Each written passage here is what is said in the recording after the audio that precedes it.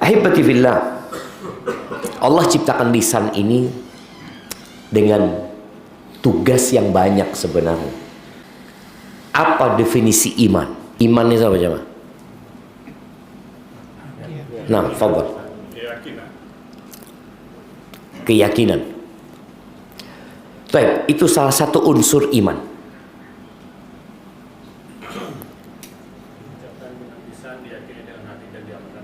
Ya, itu iman. Iman itu adalah ucapan dengan lisan, keyakinan dengan hati, perbuatan dengan raga. Itu iman. Fadhal.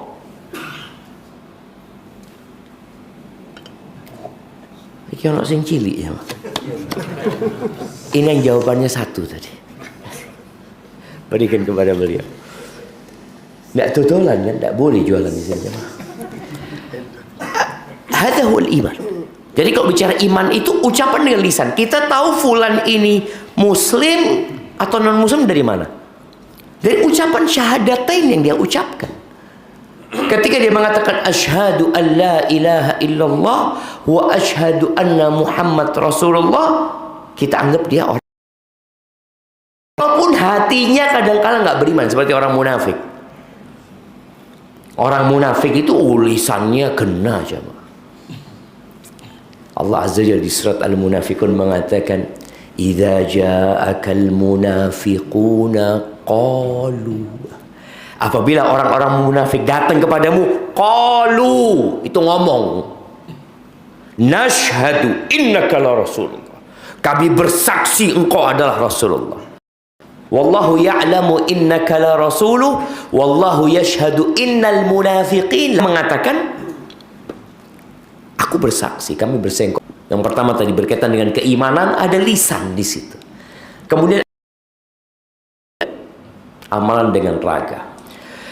Taib, siapa yang menyebutkan kalau bicara iman itu adalah ucapan dengan lisan? Tadi asyhadu an la ilaha illallah asyhadu anna Muhammad Rasulullah. Lisan amalan, punya pekerjaan yang termasuk dari keimanan. Sebutkan 5 amalan lisan. Nah, jamaah, kok ujian nih? Belum enggak. Kita. Nah, sebutkan 5.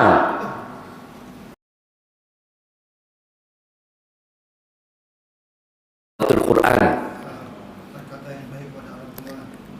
Berkata yang baik kepada orang tua. Jadi kalau kita bisa, tapi diikutin dengan penghayatan dari hati. Jadi lisannya ngomong, hatinya masih golek sandal, hatinya masih. Tapi tadi amalan lisan. Kita kadang-kadang habis sholat baca apa? Astagfirullah, astagfirullah. Lisan. Dan zikirnya termasuk amalan paling ringan. Kesel ngomong. Pernah antum capek ngomong, ya Allah kesel aku ngomong. Jangan no. Antum lihat orang-orang yang maju. Tadi di antara amal lisan, amar ma'ruf nahi mungkar ya. Mengajarkan kebaikan. Kerjaan lisan ini banyak. Bukan cuma ngobrol dok. Berkata yang baik kepada orang tua ya. Ini salah satu perintah dari Allah Azza wa Jalla.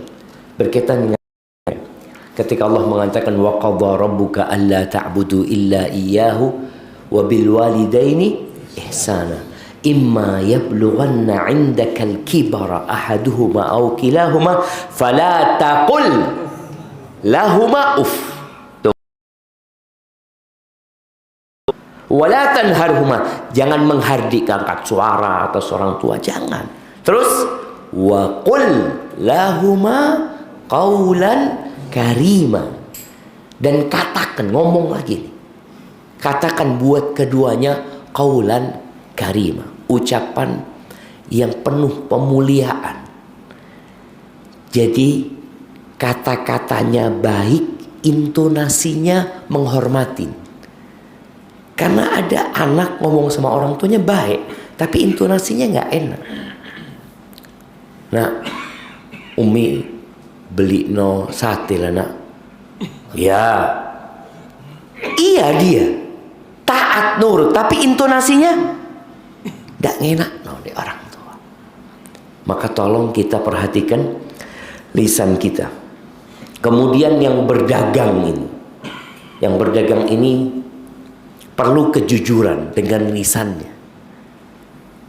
Kadang-kala dia jual barang, ya apa barangnya api? Loh, delok dhewe teh. Delok barangnya. Padahal tahu barangnya tidak api. Cuma dia daripada haratan Ustaz, Hasan suruh lihat dia sendiri. Padahal kau bisa jelaskan enggak? Barangnya ini ada cacat. Makanya jual harga sekian. Kalau nggak ada cacatnya harganya sekian. Itu lisan, amalan lisan. Kemudian di antara amalan lisan ini bersyukur kepada Allah Subhanahu wa taala. Ketika antum selesai makan, nyatakan alhamdulillah allazi at'amani wa saqani wa ja'alani minal muslimin. Ini termasuk amalan lisan. Ahibati fillah, semua yang diucapkan manusia itu dicatat. Antum ngomong apa saja. Di surat Qaf ayat 18 Allah mengatakan ma yalfidhu min qaulin illa ladaihi raqibun atid. Kata Allah, tidak ada satu lafaz yang diucapkan qaul, omongan manusia, melainkan di situ ada malaikat yang mengawasi dan mempersiapkan, dicatat. Masa semua omongan Ustaz? Ada dua pendapat para ulama. Ada yang mengatakan bahwasanya yang dicatat itu adalah ucapan yang berpahala atau berdosa. Ucapan yang berpahala atau berdosa. Tapi pendapat yang kedua, pendapat Hasan Basri dan para ulama lainnya, dan itu lebih sahih, yang dicatat semuanya. Semuanya. Kenapa? Supaya orang ketika hari kiamat ngelihat catatannya, lu ana mah jelas diampel iku 2 jam mayan fa. Ini omongannya. Memang tidak dosa, tapi mayan fa. Cerita kono, cerita ini. Kalau dia baca Quran 2 jam, dapat berapa juz ya? Berapa juz? Ada yang ngomong 2. Ada yang ngomong 3, ada yang ngomong 2,5. Ya, tergantung orangnya yang baca. Ada yang dapat setengah juz. Kenapa? Setiap baca delok HP dulu, baca delok HP tadi. 2 jam oleh nih setengah juz. Ada pula oleh 2 juz, ada setengah juz. Karena dia masih ada penggoda dia. Ana ngomong sama waladi ketika Ramadan, karena dia ngaji terus ana ngomong, Syuf, Yusuf, ana ngomong, Imam Syafi'i itu hatam Quran di bulan Ramadan 60 kali. 60 kali. 2 kali jamaah. Kita jamaah hatam. Terus baca itu, Allahu Akbar. Kayaknya tidak mungkin. Orang kalau sudah hafal Quran, bacanya itu lebih cepat daripada orang yang belum hafal. Membaca semakin dia lancar bacaannya. Kalau kita kan enggak. Makanya tadi ketika bicara omongan dicatat, kalau orang dulu mungkin dia akan merasa bingung, ya apa nyatet tema dia? Kok iso? Sekarang antum bicarakan sejak adanya handphone, sejak adanya alat perekam, semuanya direkam. Dan Allah Azza wa Jalla ala kulli syai'in qadir. Kalau manusia aja bisa dikasih kekuatan sama Allah, bisa bikin alat perekam. Jadi kalau antum ngomong 2 jam, semuanya direkam sampai apa aja bisa. Sampai orang kalau yang bikin video itu akan menghilangkan suara-suara itu. Dihilangkan tuh. Dimontaj itu. semuanya. Dan Rasul sallallahu alaihi Jabal. Mu'ad pernah datang kepada Nabi SAW bertanya, "Ya Rasulullah, dullani ala yudkhilunil jannah wa yuba'iduni an." Tuh sahabat radhiyallahu anhu kalau minta amal yang benar-benar sangat tinggi nilainya. Kita kadang-kala datang, Ustaz, ana minta amalan Ustaz supaya cetek jodoh ini, Ustaz. Ada yang amalan supaya cepat punya anak, Ustaz. Ana minta amalan supaya lancar tukuni, Ustaz. Amalan-amalan yang rata-rata urusan dengan dunia. Mu'ad mengatakan, "Ya Rasulullah, tunjukkan kepadaku amalan yang memasukkan aku ke surga dan menjauhkan aku dari api neraka." Apa kata Nabi SAW? "Laqad sa'alta an azim." Engkau telah bertanya sebuah pertanyaan yang besar, yang agung sekali, yang berat. Wa innahu la yasirun ala man yassarallahu alaih. Tapi itu akan jadi mudah sebenarnya buat orang yang Allah memudahkan bagi orang itu. Intinya pertolongan Allah SWT. Kemudian Nabi SAW menjelaskan tentang rukun Islam. Yang perlu kalau engkau mau masuk surga ya rukun Islam. Setelah itu dikasih amalan lagi yang sunnah-sunnah. Setelah itu ada penjelasan tentang beberapa amalan dalam agama ini. Terakhir Nabi SAW mengatakan kepada Mu'ad bin Jabal, "Afala adulluka ala milaki dzalika kulli." Engkau mau nggak aku kasih amalan yang mengumpulkan semuanya yang tadi udah dijelasin itu. Artinya insya Allah selamat masuk surga, dijauhkan. Rasulullah kata dia, beliau alaihissalatu wassalam mengeluarkan lisannya, memegang lisannya. Beliau mengatakan, "Kuffa alaika hadza." Jaga lisan. Tahan. Untuk ngomong itu nahan, disuruh nahan diri. Karena orang itu kalau ngomong enak aja. Orang kalau cerita, rakshe, ya, ini itu, bergurau, sana sini enak. Kata Nabi SAW, "Kuffa alaika." Tahan lisanmu. Heran buat jemaah. Lalu dia mengatakan, "Ya Rasulullah, alaika salatu wassalam ya Rasulullah. Wa inna la mu'akhaduna bima natakallamu bihi." Apakah kita akan dihukum gara-gara omongan kita? Dan kadang-kadang orang berpikir, doanya cuma soft Ustaz. Enggak tenanan Ustaz. Anak kan enggak mukul Ustaz, cuma ngomong. Kadang-kadang seperti itu. Apa kata Nabi SAW? "Sakilatka ummuka ya Mu'ad."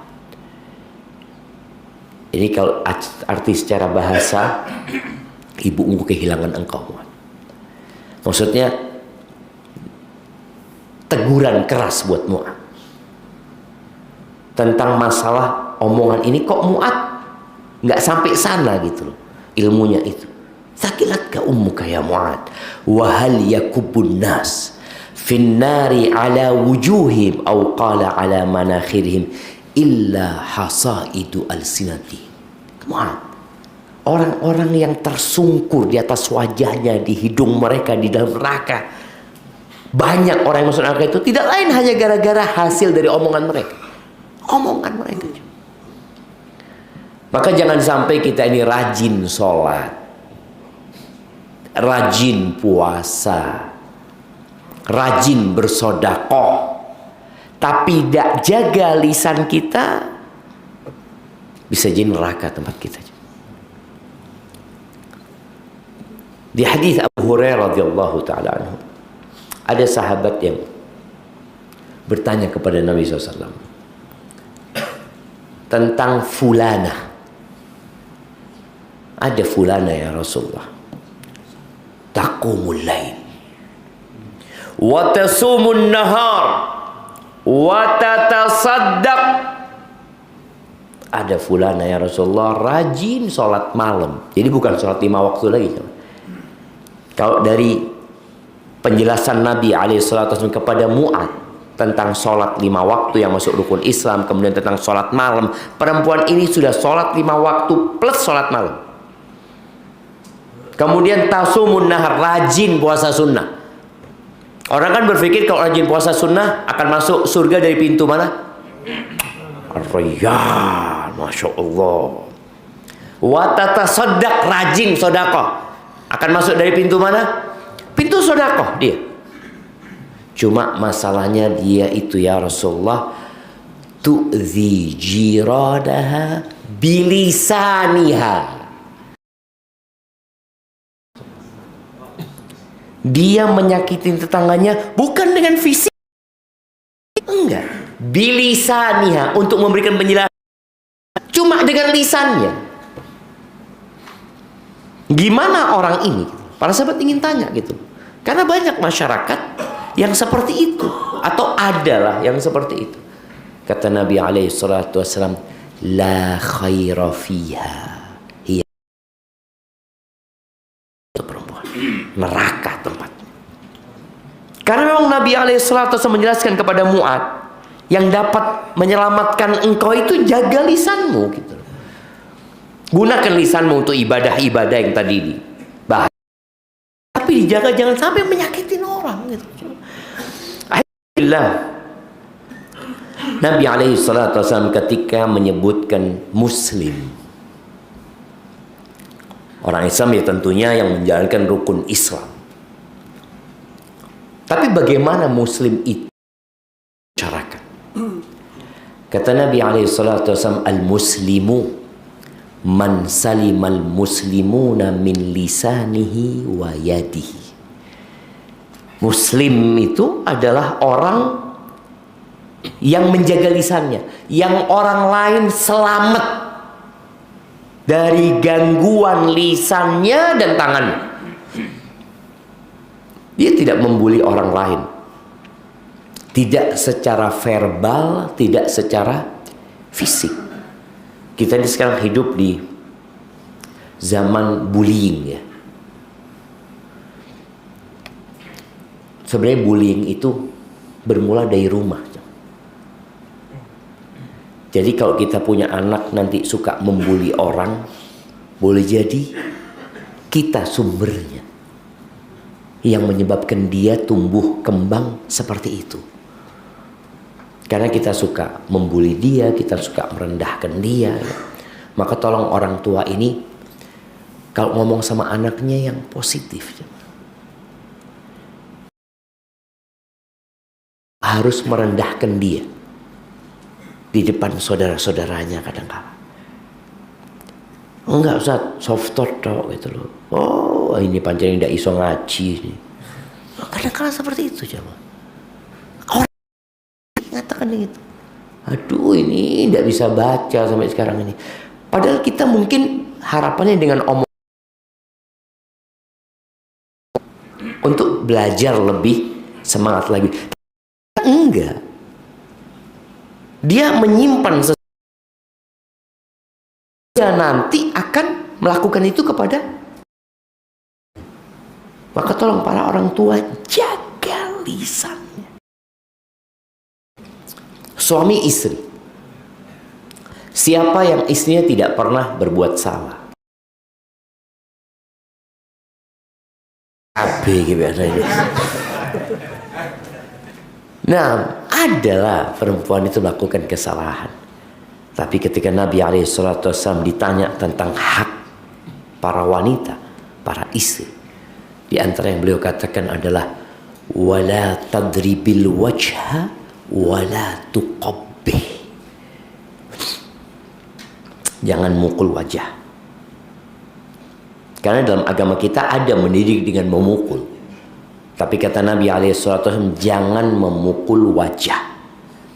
Yang kedua, jangan menjelek-jelekkan istrimu. Wala tuqabbih. Kita ini kadang-kala apa ya, merendahkan istri. Oh, anti ini tidak iso masak. ndak iso dandan, iso ne opo? Itu termasuk istri jamaah. Nabi SAW nyuruh kita melihat kepada kelebihannya, bukan kekurangannya. Jadi orang yang lebih itu akan melihat kelebihan orang lain. Jadi orang baik itu melihat kepada kelebihan orang lain. Tapi orang yang buruk, demi menutupi keburukannya, dia akan menampakkan keburukan orang. Karena dia bermasalah, dia ini kurang. Maka demi untuk menutupi kekurangannya, dia akan berusaha mengeluarkan kekurangan orang lain. Maka tolong engkau bercermin, jangan suka jelek-jelekan istrimu, anakmu, jangan suka dibanding-bandingkan. Loh, itu loh fulan ndak nangis.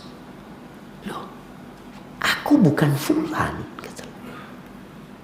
Jadi ketika antum sudah mulai lisannya membanding-bandingkan anak, sakit hati anak itu. Antum mau dibandingkan sama suaminya Tonggo. Bang, abang tahu bang, suami Tonggo itu bang, Allah bang, khairi bang, ditukukno zahab apa. Kira-kira gimana perasaan antum? Ada seorang perempuan ngomong sama suaminya, bang, kau tahu bang, fulana yang meninggal itu. Iya kata dia.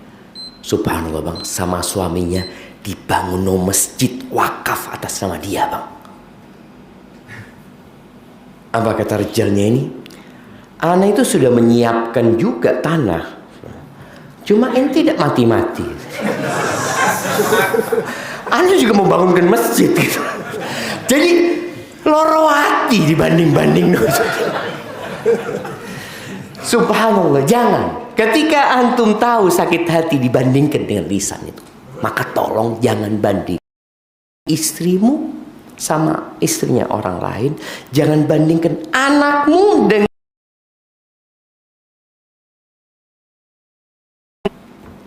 ada seorang ayah ini. Anaknya pulang dari sekolah, selesai ujian, dia dapat rapot. Alhamdulillah. Nilainya ya A, nilainya 96 atau apa, A plus saja. Masya Allah fikuna, dicium sama. Terus bapaknya ngeliat, ternyata anaknya juara 3. Loh, kok juara 3 kok nak? Kok bukan juara 1? Mulai dia membandingkan. Jadi kebanggaan orang tuanya hilang, kesenangan anak ini hilang. Maka ketika anak itu juara 3, juara 7, Masya Allah nak, barakallahu fiik, semangat nak ya, mudah-mudahan kau bisa lebih baik lagi nak, bapak senang sama kau nak. Jangan dibandingkan dengan anaknya fulan. Siapa yang juara 1? Fulan. Loh, kok nggak bisa kayak fulan? Jangan. Kesian anak itu jamaah. Engkau sudah merusak kegembiraan dia, dan engkau pun jadi nggak gembira. Tapi ketika memandang bahwa saya anaknya Masya Allah mau juara berapapun, ya Allah jamaah. Ada satu orang, Ana baru dengar cerita, ada satu orang, dia katakan kuliah anak ini di salah satu lembaga di Jakarta.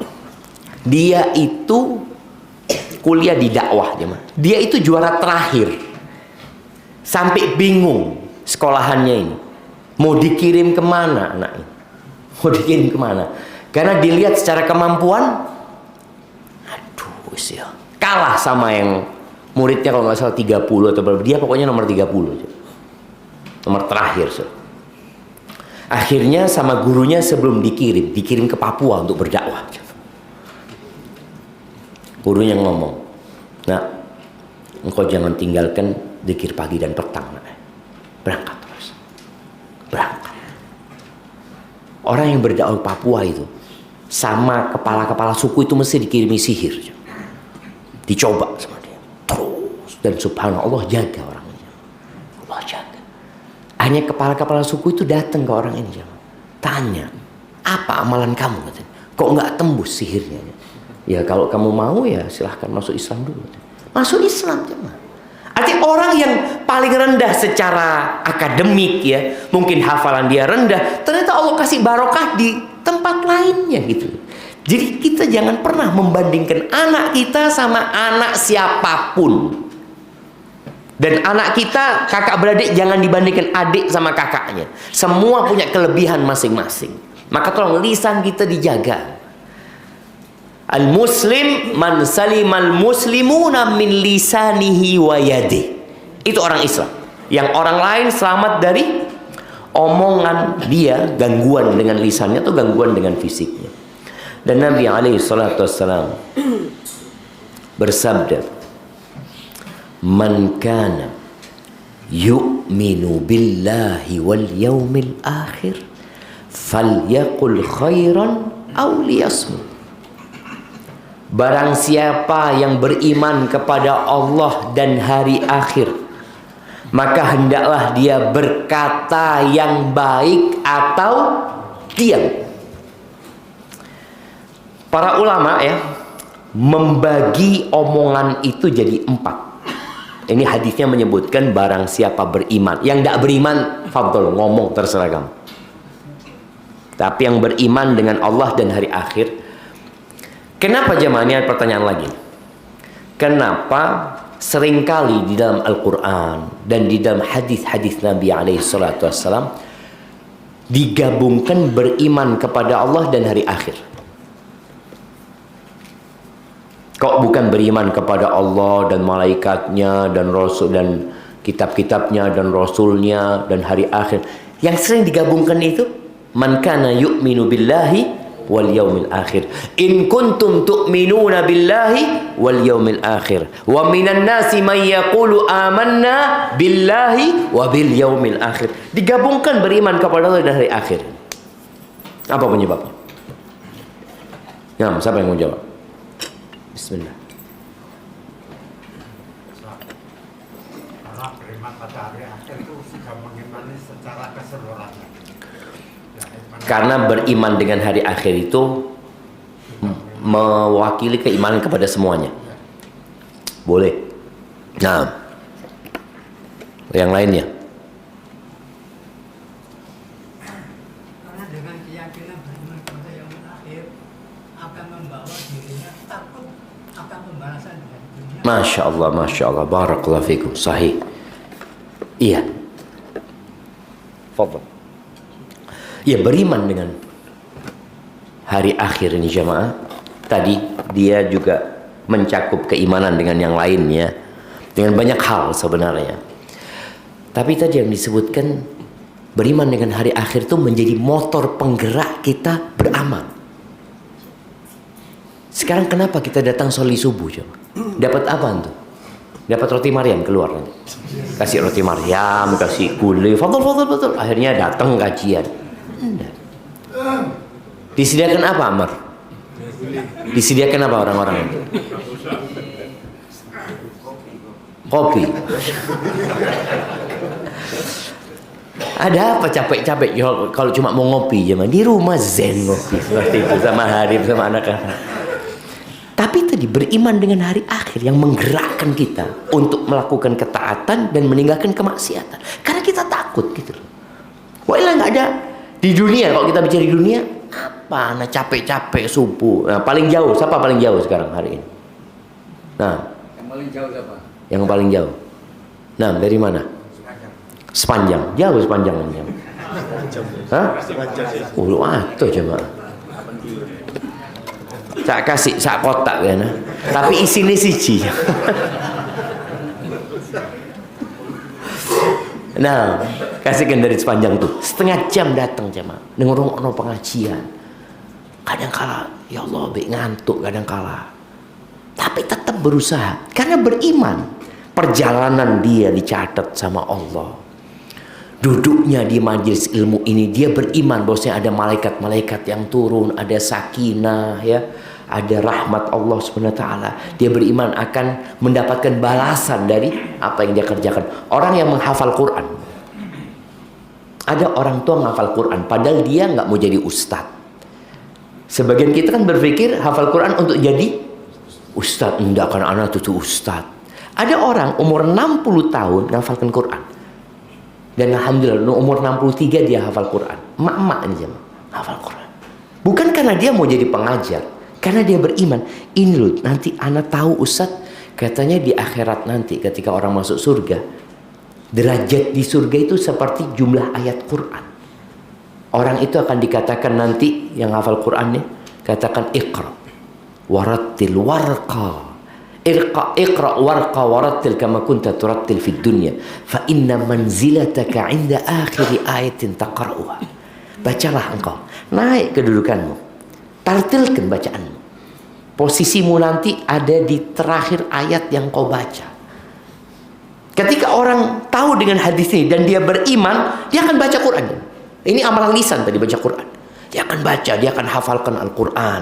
Walaupun dia nggak mau jadi ustaz, dia bukan mau jadi imam. Kan ada orang karena mau jadi imam akhirnya syaratnya harus hafal Quran 15 juz. Ngafal no. Apa? Jadi imam. Karena itu aja.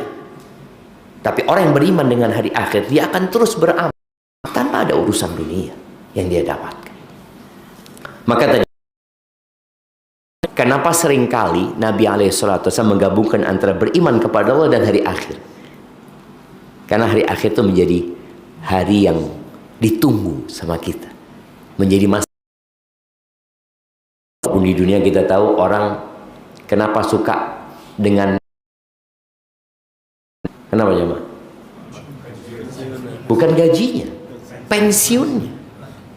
Dia itu beriman dengan pensiun. Tidak ada pensiun. Insya Allah sejak tahun 2026 tidak. Ngeluh apa jam? Karena dia awalnya bekerja untuk mendapatkan pensiun tadi. Berapa usaha?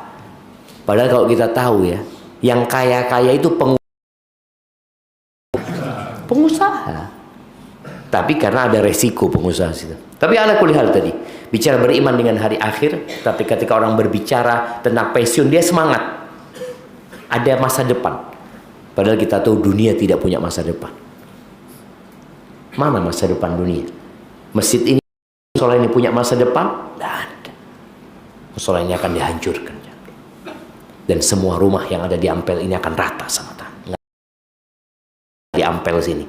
Oh, terus tinggal Jakarta, Ustaz. Podo ae. Antum mau pindah ke Jakarta, pindah Ustaz. Podo. Nggak ada masa depan. Jember. Apa meneng Jember? Baik. Maka tadi atau dia diam. Para ulama membagi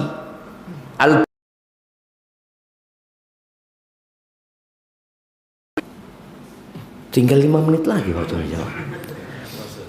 Masya Allah. Itulah, lihat ngomong jamaah. Gak cross. Yang pertama mereka mengatakan ma huwa khairun mahab. Kalam, omongan yang semuanya kebaikan, full kebaikan, murni isinya kebaikan.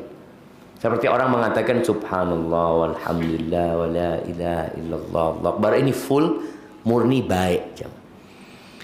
Wa minhu ma huwa syarrun mahab. Ada yang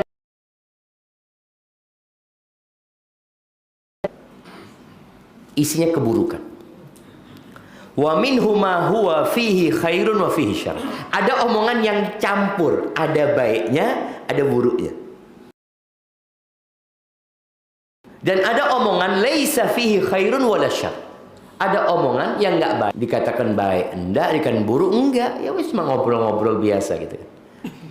Taib. Dari 4 ucapannya. Yang pertama aja kan. Kalau campur baik sama buruk, itu. Kalau tidak baik dengan yang buruk, itu harus diomong, no. Lek mat jelas ngomong apa? Yang baik-baik. Kalau bisa yang baik. Yang baik saja, isinya baik saja, kadang-kadang nggak selamat dari riya, dari ujub. Ini yang benar-benar baik, belum tentu selamat dari ujub. Maka kita harus benar. Ahibati fillah, ada sebuah asar dari Umar bin Khattab radhiyallahu anhu ya.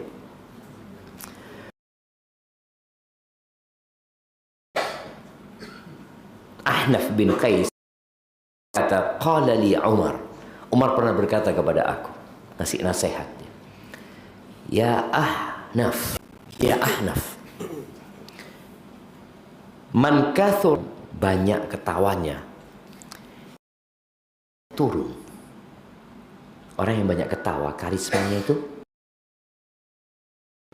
Waman mazaha ustukhiffa bih.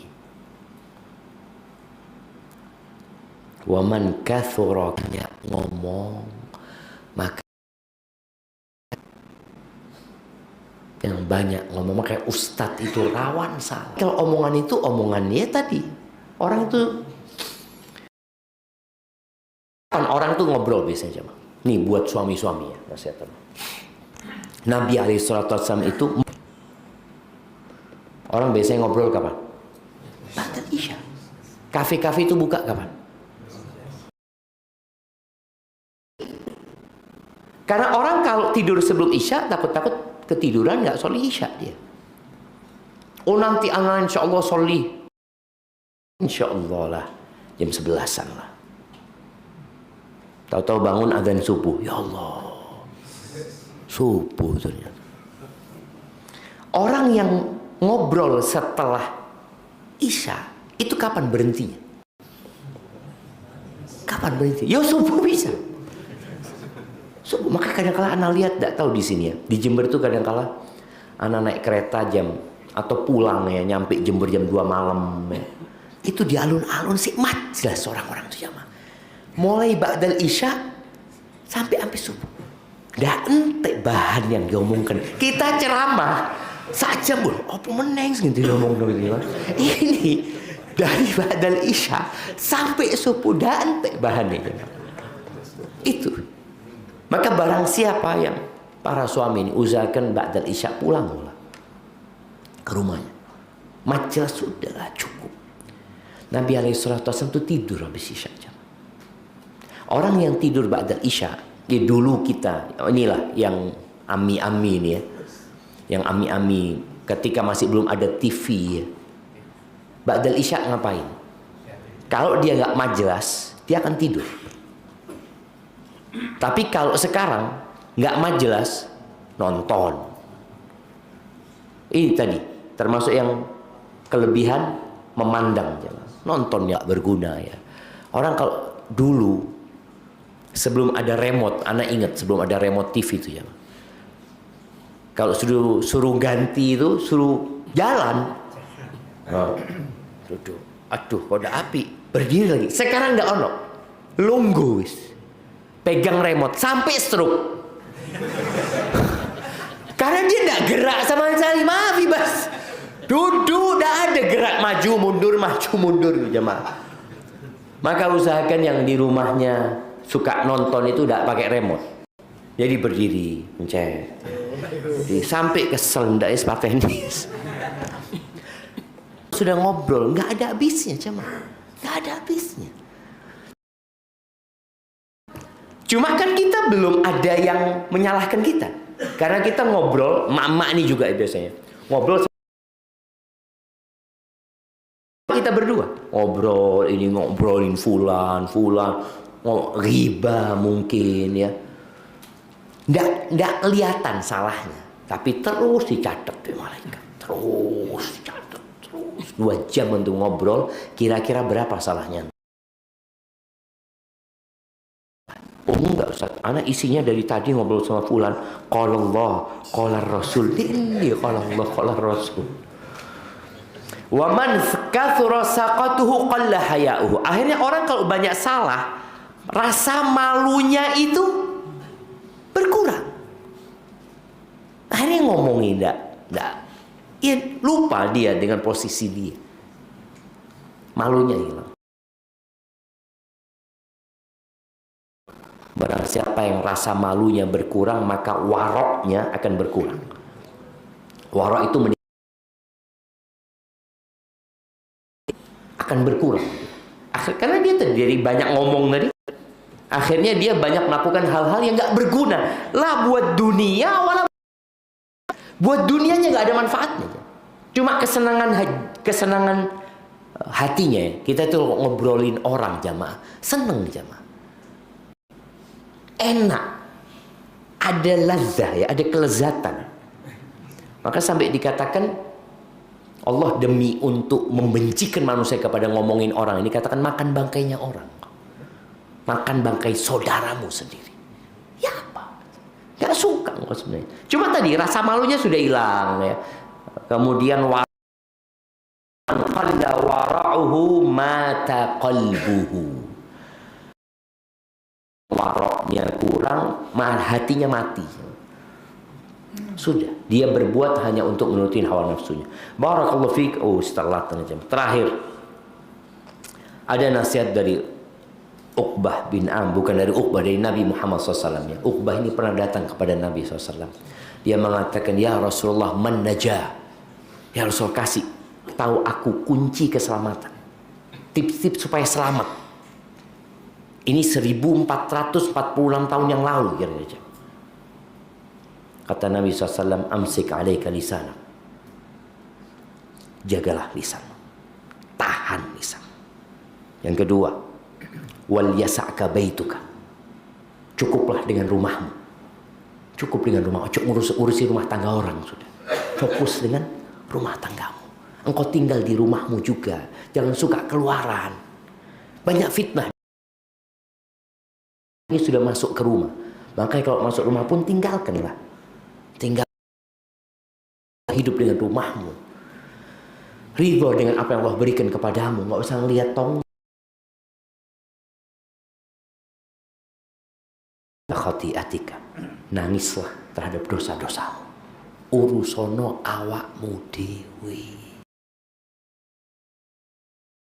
Maaf, mungkin ada sedikit waktu untuk barakallahu fikum.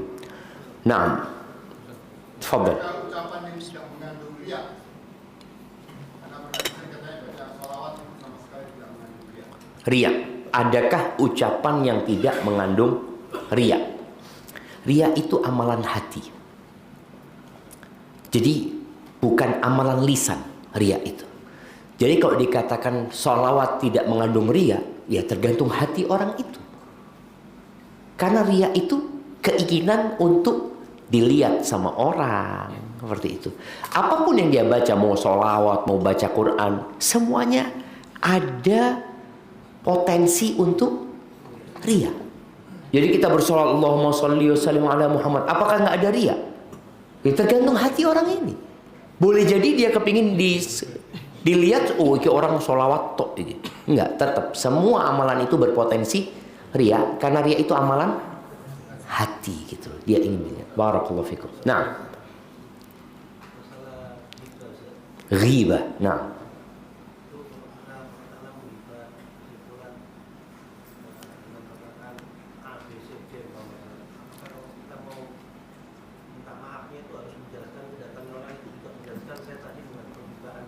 barakallahu fiik. Siap. Artinya bagaimana cara menebus dosa ghibah ya?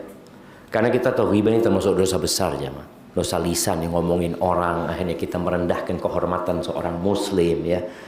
Yang taubatnya nggak cukup dengan menyesali, meninggalkan dan tidak niat untuk tidak mengulangin. Karena berurusan sama orang perlu ada minta maaf, minta dihalalkan sama dia. Bagaimana cara kita minta maaf sama fulan? Kalau fulan tahu kita ghibahin, kita datang dan kita sebutkan. Karena kadang-kala ada yang mindah omongan. Kita awalnya ngomong sama fulan, terus dipindah. Akhirnya fulan jadi tahu kita ghibahin fulan. Maka datang minta maaf, ana ghibahin antum. Apakah perlu disebutkan? Nggak harus.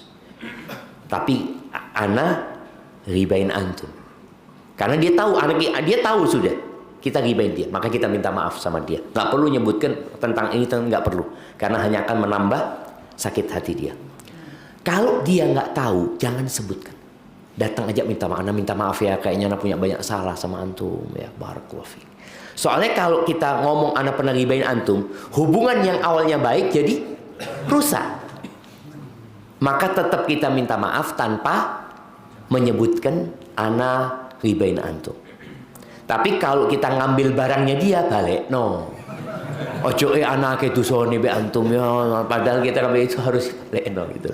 Barakallahu fikum. Nah. Yang tanya Usman Salama. Masya Allah, barakallahu fikum. Bagaimana membedakan antara qaul haq wal kalam murad dalam menyakiti? Bagaimana membedakan antara ucapan kebenaran yang pahit ya dengan menyakiti? Yang pertama perlu dilihat niat kita. Innamal a'malu binniyat. Kemudian yang kedua cara menyampaikan. Karena ada orang menyampaikan kebenaran nyakiti. Padahal dia bisa dengan cara yang santun seperti itu ya. Umpamanya ngasih tahu orang nih, anak akan sampaikan kebenaran, fulan berbuat salah di depan orang lain. Itu menyakiti. Padahal ucapannya hak. Tapi karena tata caranya tidak santun, tidak hikmah, engkau tidak mengatakan kebenaran. Atau tetap dia mengatakan kebenaran, tapi caranya nggak benar gitu loh. Al-Imam Syafi'i mengatakannya, ta'ammaddi binushika fi iradin wa jannibni nasiha fil jamaah. Kata Imam Syafi'i, ini Imam Syafi'i sekelas Imam Syafi'i. Mau ngasih nasihat ana, tolong ketika ana sendirian. Hindari ngasih nasihat ana di depan jamaah, depan orang.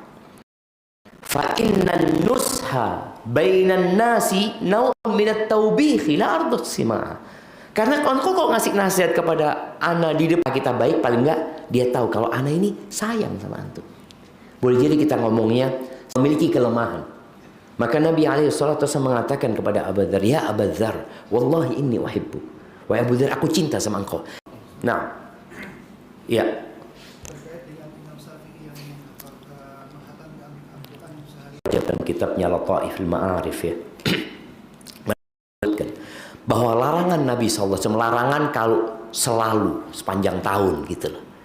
Tapi kalau di momentum-momentum tersebut dia fokus cuma dengan Quran, seperti orang itikaf. Ya wis. Nah. Apa tadi membahas tentang masalah membandingkan. Iya.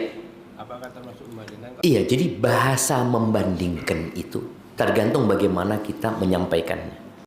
Kita cerita tentang para sahabat Nabi, cerita para nabi seperti itu. Kita itu. Di situ ada pelajaran, bukan membandingkan. Bahasanya itu bukan membandingkan, karena nggak mungkin dibandingkan sama Nabi Muhammad SAW, dibandingkan sama Abu Bakar.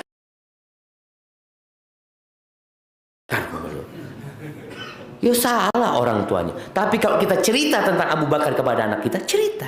Biar dia menyimpul. Umpamanya kita cerita tentang Bilal bin Rabah ya. Bilal bin Rabah, Masya Allah nak, Bilal bin Rabah itu setiap kali batal wudhu dia akan berwudhu ya. Kemudian dia akan sholat. Masya Allah. Sudah kayak gitu ceritanya. Tapi kalau kita mengatakan Bilal nak, lu sopo, aku sopo Bilal pak. Maka itu cara menyampaikannya saja. Barakallahu fikum. Nah, definisi riba itu menyebutkan dengan nama atau tidak menyebutkan? Oke, definisi riba itu menyebutkan dengan nama atau tidak. Nabi SAW ketika menyampaikan tentang riba, beliau mengatakan dzikruka akhaka bima yakrah. Engkau menyebutkan tentang saudaramu apa yang dia tidak sukai, itu riba. Sesuatu yang ada pada dia dan dia nggak suka diomongin hal itu riba.